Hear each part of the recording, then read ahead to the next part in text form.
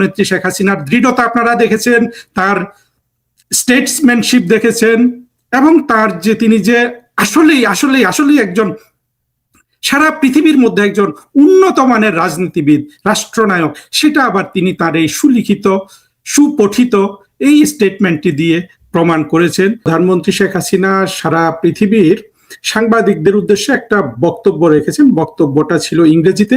আমি এখন সেই বক্তব্যটার বাংলা অনুবাদ আমি করেছি, আমি সেটা আপনাদের পড়ে শোনাচ্ছি। আমরা সরাসরি জননেত্রী শেখ হাসিনার বক্তব্যের বঙ্গানুবাদে চলে যাই বন্ধুরা। আমি পড়ছি। সম্মানিত সাংবাদিকবৃন্দ, foreign correspondents club of south এশিয়ার সদস্যবৃন্দ, সম্মানিত অতিথিবৃন্দ, বাংলাদেশের বন্ধুগণ, ভদ্র মহিলা ও ভদ্র মহোদয়গণ, আসসালামু আলাইকুম। আমাকে আপনাদের সামনে কথা বলার এই সুযোগ দেওয়ার জন্য foreign correspondents club of south এশিয়াকে ধন্যবাদ জানাই। বাংলাদেশের ঘটনাবলী যেসব সাংবাদিক গুরুত্ব ও সাহসের সঙ্গে অনুসরণ করে চলেছেন তাদেরও ধন্যবাদ জানাই। সত্য অনুসন্ধান করা সাংবাদিকতার দায়িত্ব, বিশেষ করে যখন ক্ষমতাসীনরা সত্য আড়াল করার চেষ্টা করে। ইতিহাসের কঠিন মুহূর্তে এই দায়িত্ব আরো বেশি গুরুত্বপূর্ণ হয়ে ওঠে। আজ আমি শুধু 5 বার বাংলাদেশের প্রধানমন্ত্রী হিসাবে দায়িত্ব পালনের সম্মান পাওয়া একজন ব্যক্তি হিসাবেই কথা বলছি না, আমি জাতির পিতা বঙ্গবন্ধু শেখ মুজিবুর রহমানের কন্যা হিসাবেও কথা বলছি। আমি এমন একজন মানুষ হিসাবে কথা বলছি যিনি সারা জীবন বাংলাদেশের মানুষের সঙ্গে কাটিয়েছেন। আমাকে আমার দেশ থেকে জোর করে দূরে সরিয়ে দেওয়া হয়েছে, কিন্তু আমার জনগণ থেকে কখনো বিচ্ছিন্ন করা যায়নি। বর্তমান সংকট নিয়ে কথা বলার আগে আমি জাতির পিতা বঙ্গবন্ধু শেখ মুজিবুর রহমান, শহীদ জাতীয় নেতৃবৃন্দ এবং আমাদের মহান মুক্তিযুদ্ধের 30 লাখ শহীদের প্রতি গভীরতম শ্রদ্ধা জানাই। 1975 সালের 15ই আগস্ট যাদের হারিয়েছি, আমার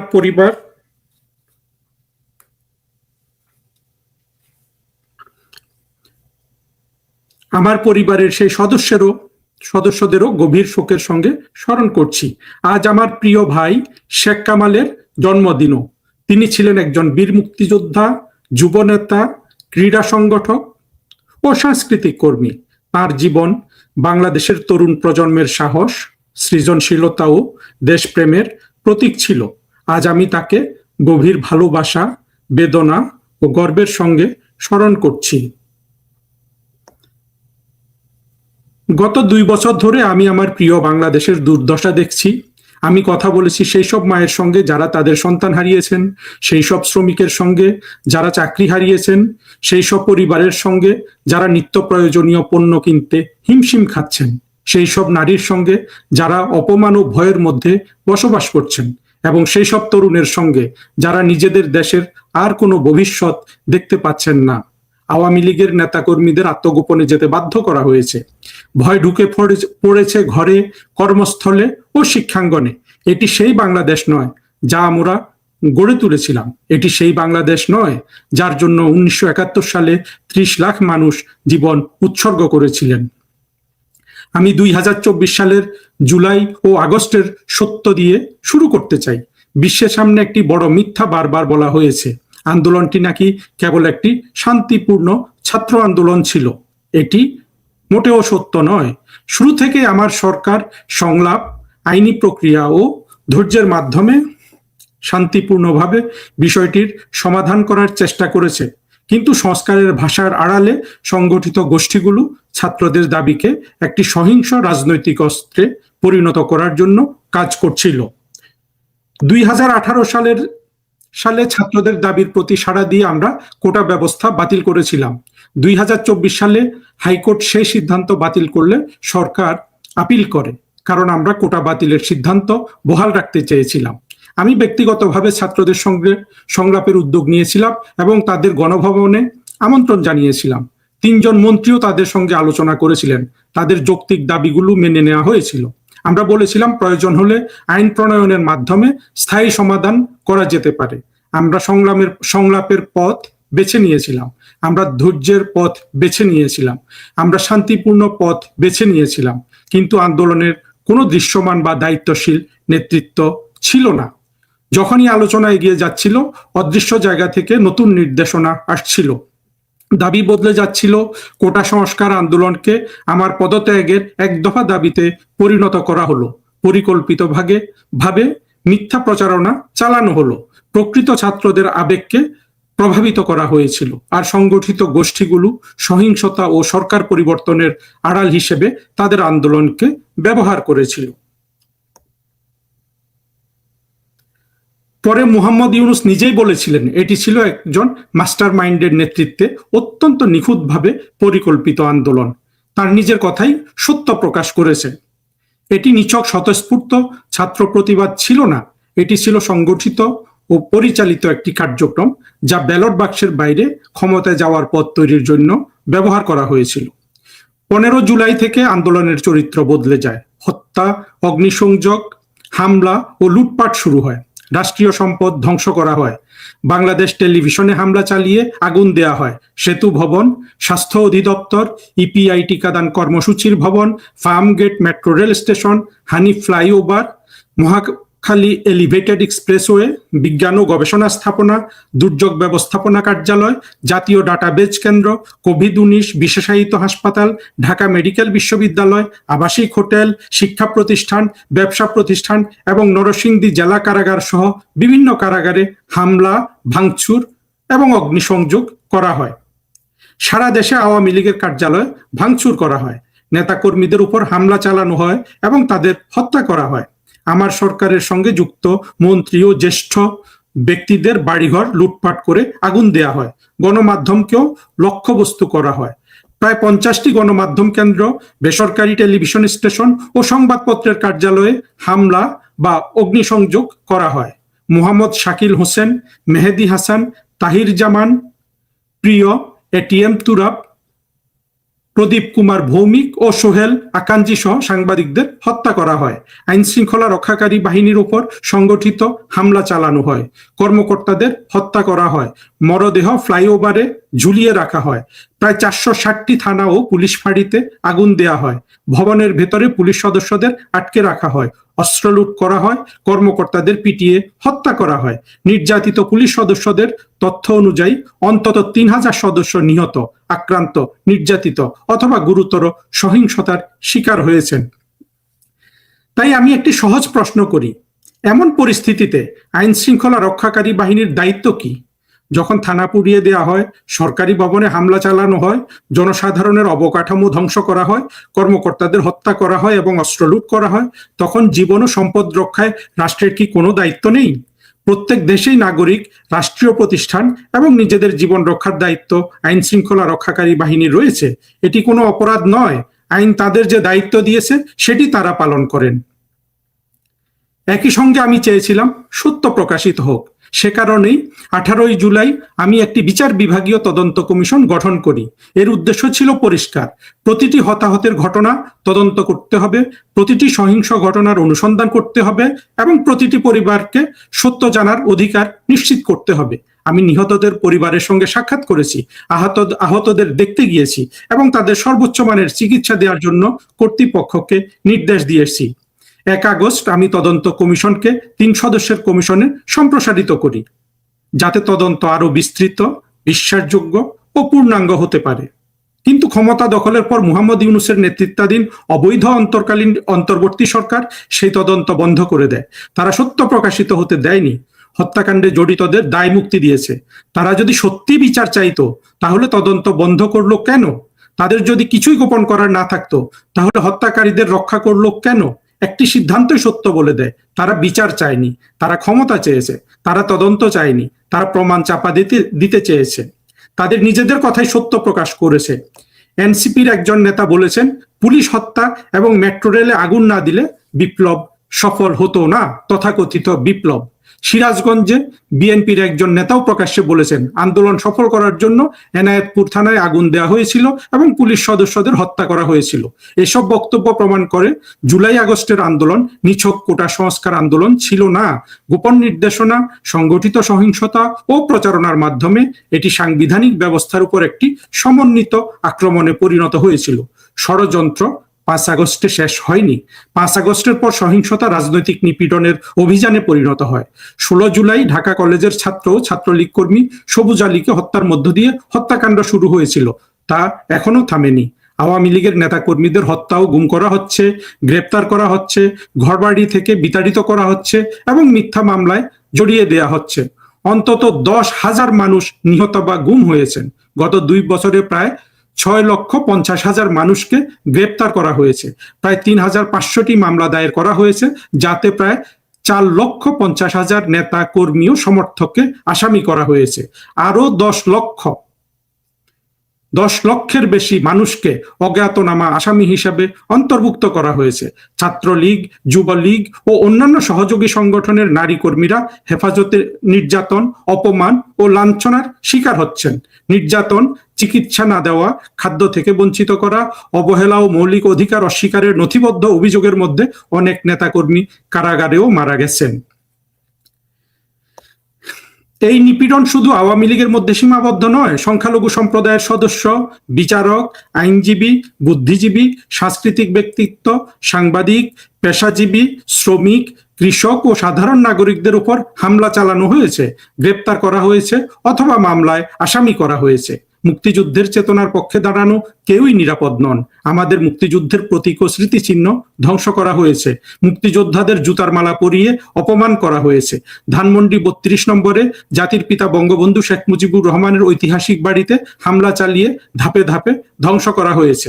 এটি কোনো বিচ্ছিন্ন বা এলোমেলো সহিংসতা নয়, এটি বাংলাদেশ থেকে মুক্তিযুদ্ধের চেতনা মুছে ফেলার চেষ্টা। মুহাম্মদ ইউনূস নিজেই দেশের পূর্ববর্তী ইতিহাস মুছে দিতে রিসেট বাটন চাপার কথা বলেছেন। তারা মুক্তিযুদ্ধকে মুছে ফেলতে চায়, তারা বঙ্গবন্ধুকে মুছে ফেলতে চায়। যে ভিত্তির উপর বাংলাদেশ জন্ম নিয়েছিল তার বিপরীতে দেশটির ইতিহাস নতুন করে লিখতে চায়। দণ্ডিত যুদ্ধাপরাধীদের মুক্তি দেয়া হয়েছে, জঙ্গি ও শীর্ষ সন্ত্রাসীদের ছেড়ে দেয়া হয়েছে। একটি সাজানো নির্বাচনের মাধ্যমে বিএনপি ক্ষমতায় আসার পরও পরিস্থিতির পরিবর্তন হয়নি। বাংলাদেশ এখনো ভয়, সন্ত্রাস, দমনপীড়ন, অর্থনৈতিক দুরবস্থা ও গভীর নিরাপত্তাহীনতায় আচ্ছন্ন। এখন দেশের অবস্থা দেখুন। আমরা যে অগ্রগতি করেছিলাম তা ধ্বংস করা হচ্ছে এবং এর মূল্য দিচ্ছেন সাধারণ মানুষ। আওয়ামী লীগ সরকারের সময় জিডিপি প্রবৃদ্ধি ছিল 6.8%, তা কমে 2.2% নেমে এসেছে। শিল্প উৎপাদন ব্যাপকভাবে কমেছে। 75 বছরের ইতিহাসে প্রথমবারের মতো শিল্প খাতে ঋণাত্মক প্রবৃদ্ধি দেখা দিয়েছে। ব্যাংক খাতে খেলাপি ঋণ 13% থেকে বেড়ে 47% পৌঁছেছে বলে জানা গেছে। দারিদ্র্যের হার 18.60% থেকে বেড়ে 46.8% হয়েছে। বিনিয়োগ ঋণাত্মক হয়ে পড়েছে। কর্মসংস্থান সৃষ্টি ভেঙে পড়েছে। নতুন করে 2 কোটির বেশি মানুষ বেকার হয়েছেন। 500টির বেশি শিল্প কলকারখানা বন্ধ হয়ে গেছে। অর্ধেকের বেশি শিল্পোদ্যোক্তা ও ব্যবসায়ী কারাগারে অথবা আত্মগোপনে যেতে বাধ্য হয়েছেন। সরকার প্রতিদিন ব্যাংক থেকে 700 থেকে 900 কোটি টাকা ঋণ নিয়ে চলছে। প্রকল্প ব্যয় 50% থেকে 250% পর্যন্ত বাড়ানো হয়েছে। একই সঙ্গে জঙ্গিবাদ বাড়ছে, নারী ও শিশুরা নির্যাতন, ধর্ষণ ও অপমানের শিকার হচ্ছে, আর সাধারণ মানুষ নিজেদের জীবনেও আর নিরাপদ বোধ করছে না। চাঁদাবাজি, হত্যা ও অপহরণ দৈনন্দিন জীবনের নিয়মিত ঘটনায় পরিণত হয়েছে। এগুলো শুধু সংখ্যা বা বিচ্ছিন্ন ঘটনা নয়, প্রতিটি ঘটনার পেছনে রয়েছে একটি পরিবার, একজন শ্রমিক, একজন কৃষক, একজন ক্ষুদ্র ব্যবসায়ী, এমন একজন মা যিনি সন্তানের জন্য খাবার কিনতে পারেন না, এবং এমন একজন তরুণ যিনি আর কোনো আশা দেখতে পান না। তবে বাংলাদেশ কি অর্জন করেছিল সেটিও আমি আপনাদের স্মরণ করিয়ে দিতে চাই। মানুষের কল্যাণই সবসময় আমার রাজনীতির উদ্দেশ্য ছিল। জাতির পিতা বঙ্গবন্ধু শেখ মুজিবুর রহমান সেই আদর্শের জন্য জীবন দিয়েছেন এবং আমি পূর্ণ অঙ্গীকার নিয়ে সেই আদর্শ ধারণ করেছি। আমাদের উন্নয়ন প্রকল্পগুলো লোক দেখানো প্রকল্প ছিল না, এগুলো ছিল জাতীয় সক্ষমতা গড়ে তোলার অংশ। আমাদের সামাজিক কর্মসূচিগুলো দান খয়রাত ছিল না, এগুলো ছিল মানবিক মর্যাদায় বিনিয়োগ। আমরা বাংলাদেশকে মাথা উঁচু করে দাঁড় করিয়েছিলাম। আমরা বাংলাদেশকে এশিয়ার উদীয়মান বাঘ হিসাবে পরিচিত করেছিলাম।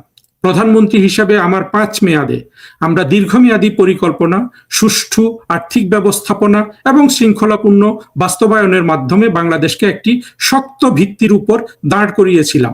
2008 সালের পর 16 বছর ও টানা 4 মেয়াদে আমরা পদ্মা সেতু, মেট্রো রেল, রূপপুর পারমাণবিক বিদ্যুৎ কেন্দ্র, মাতারবাড়ি গভীর সমুদ্র বন্দর, কর্ণফুলী টানেল ও বঙ্গবন্ধু স্যাটেলাইটের মতো বড় প্রকল্প বাস্তবায়ন করেছি। আমরা জিডিপি প্রবৃদ্ধি 6.5% থেকে 7.5% মধ্যে রেখেছিলাম। অর্থনীতির আকার $70 বিলিয়ন থেকে $450 বিলিয়ন উন্নীত করেছিলাম। মাথাপিছু আয় $482 থেকে বেড়ে $2,784 পৌঁছেছিল, যা দক্ষিণ এশিয়ার সর্বোচ্চ ছিল। দারিদ্র্যের হার 41% থেকে কমিয়ে 18.7% নেমেছিল। চরম দারিদ্র্য 25.1% থেকে কমে 5.6% হয়েছিল। আমরা প্রতিটি নাগরিকের কাছে বিদ্যুৎ পৌঁছে দিয়েছিলাম এবং বিদ্যুৎ উৎপাদন সক্ষমতা 3,782 মেগাওয়াট থেকে বাড়িয়ে 28,563 মেগাওয়াট করেছিলাম। আমরা প্রায় 14,000 কমিউনিটি ক্লিনিক প্রতিষ্ঠা করেছি, যাতে গ্রামীণ ও প্রান্তিক জনগোষ্ঠী বিনামূল্যে স্বাস্থ্যসেবা এবং 30 ধরনের ওষুধ পেতে পারেন। প্রতি লাখ জীবিত জন্মে মাতৃমৃত্যু 370 থেকে কমে 184 হয়েছে। শিশু মৃত্যু 84 থেকে কমে 21 হয়েছিল। নিরাপদ পানীয় জলের সুবিধা 98% পৌঁছেছিল। স্বাস্থ্যসম্মত স্যানিটারি ল্যাট্রিন ব্যবহারের হার 97% উন্নীত হয়েছিল। গড় আয়ু 59 বছর থেকে বেড়ে 73 বছর হয়েছিল। আমরা 8.45 লাখ ভূমিহীন পরিবারকে 2 কাঠা জমি, একটি আধা পাকা ঘর এবং জীবিকা সহায়তা দিয়েছি। অন্তত 45 লাখ মানুষ বসবাসের একটি ঠিকানা পেয়েছিল। 145টি সামাজিক নিরাপত্তা বেষ্টনী কর্মসূচির মাধ্যমে প্রায় 10 কোটি মানুষ বিভিন্ন ধরনের ভাতা ও সহায়তা পেয়েছেন। আর যখন মিয়ানমারের নির্যাতন ও সহিংসতা থেকে বাঁচতে 10 লাখের বেশি রোহিঙ্গা পালিয়ে এসেছিল, তখন বাংলাদেশ মানবিক কারণে তাদের জন্য দরজা খুলে দিয়েছিল। বাংলাদেশ নিজেই ঘন বসতিপূর্ণ একটি উন্নয়নশীল দেশ হওয়া সত্ত্বেও আমরা তাদের আশ্রয়, খাদ্য, চিকিৎসা সেবা ও নিরাপত্তা দিয়েছি। মানবতা সেই দায়িত্ব দাবি করেছিল বলেই আমরা তা করেছিলাম।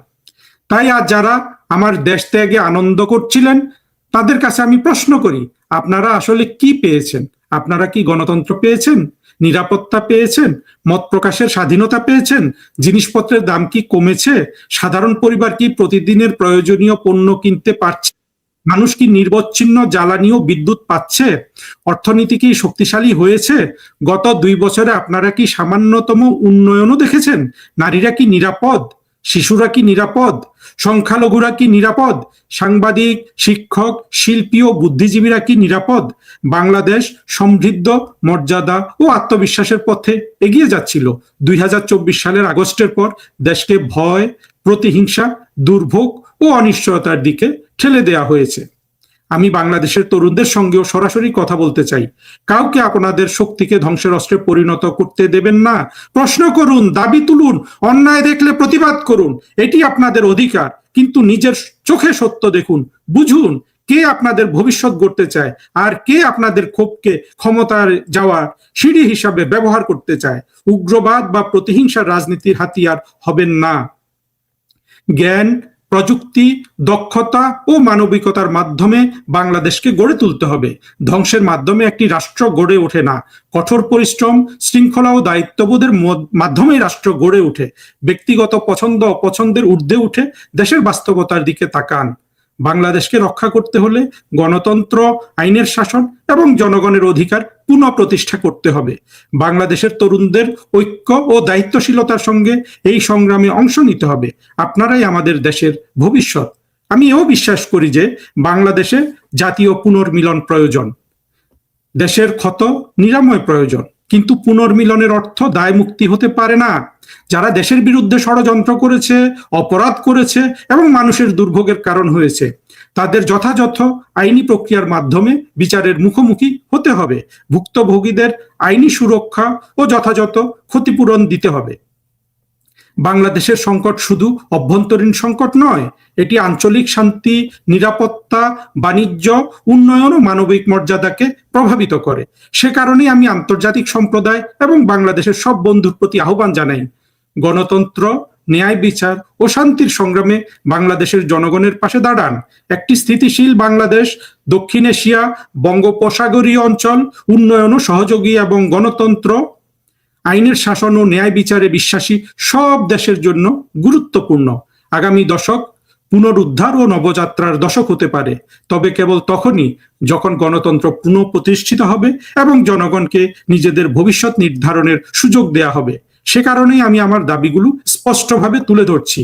আওয়ামী লীগের উপর নিষেধাজ্ঞা প্রত্যাহার করতে হবে, রাজনৈতিক বন্দীদের মুক্তি দিতে হবে, মিথ্যা মামলা প্রত্যাহার করতে হবে, মত প্রকাশের স্বাধীনতা পুনঃপ্রতিষ্ঠা করতে হবে, গণমাধ্যমের স্বাধীনতা রক্ষা করতে হবে, বিচার বিভাগের স্বাধীনতা নিশ্চিত করতে হবে, আইন শৃঙ্খলা রক্ষাকারী বাহিনীকে জনগণের সেবা করতে হবে। যারা প্রতিশোধ নেওয়ার জন্য ক্ষমতা ব্যবহার করে তাদের নয়। এগুলো কোনো একটি দলের দাবি নয়, বাংলাদেশকে রক্ষা করার জন্য এগুলো অপরিহার্য পদক্ষেপ। আমার জন্য যে পরিণতি অপেক্ষা করুক না কেন, আমি আমার জনগণের কাছে ফিরে আসব।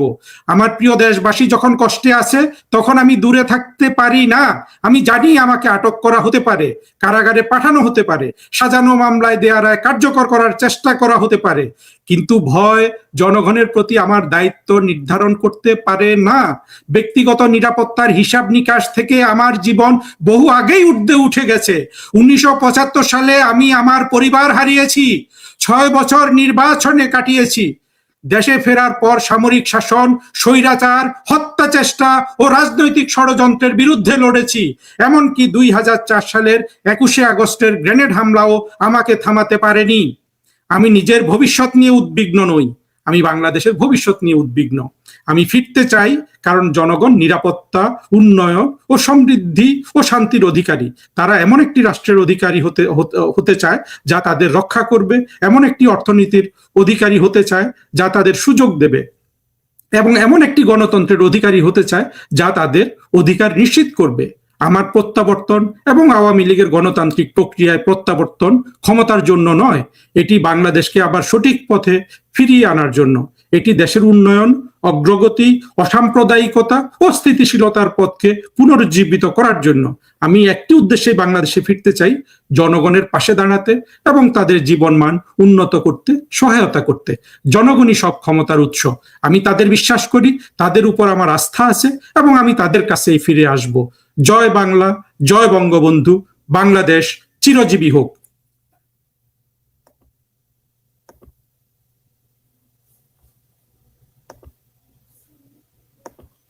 বন্ধুরা, এই ছিল জননেত্রী শেখ হাসিনার স্টেটমেন্ট। আমি আপনাদের পড়ে শুনিয়েছি। আমি একটু আবেগ আপ্লুত হয়েছি। প্রথম দিকটা ভালো করে পড়া হয়নি, টেকনোলজি ব্যবহারে আমার দুর্বলতা আছে। আশা করি এই গুরুত্বপূর্ণ স্টেটমেন্টটি আপনারা বাংলাদেশের সকল মানুষের কাছে পৌঁছে দিবেন। আপনি যদি বাংলাদেশের ভালো চান, আপনি যদি মুক্তিযুদ্ধের বাংলাদেশের ভালো চান, আপনি যদি সত্যিকারে চান বাংলাদেশ তার বিপদ কেটে উঠুক, আপনি প্রত্যেকের কাছে জননেত্রী শেখ হাসিনার এই বার্তাটা পৌঁছে দিবেন।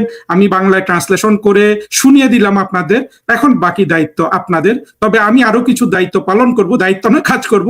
এই স্টেটমেন্টটা এত সুন্দর, এত সুলিখিত, এত তথ্য নির্ভর, এটার উপর আমি আরো কিছু বক্তব্য রাখবো এবং সাংবাদিক সম্মেলনে জননেত্রী শেখ হাসিনা যেসব প্রশ্নের উত্তর দিয়েছেন সেগুলা সম্পর্কেও সামনের ভিডিওগুলোতে বক্তব্য রাখবো।